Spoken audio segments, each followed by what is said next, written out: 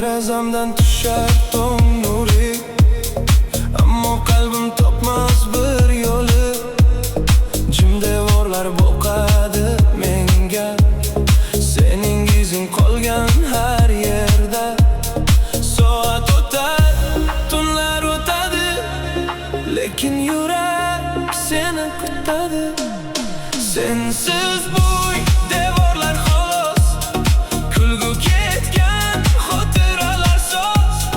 Har bir xona seni so'raydi, sensiz qalbim yo'lini topmaydi. Sensiz bu devorlar xolos, yolg'izlikda qolganman biroz. Qaytib kelgin eshik ochiqdi, sensiz hayot yarimta taqdirdir.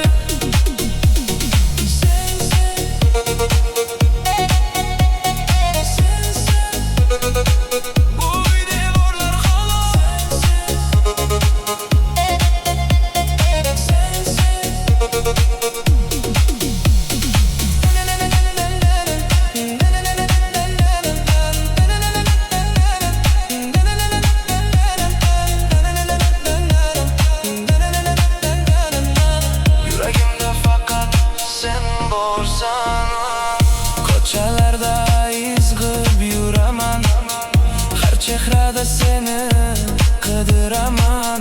Shamol olib kelar haydingni, uyg'otadi eski sevgimni. Balki bir kun qaytib kelarsan, bu sukutni yana buzarsan.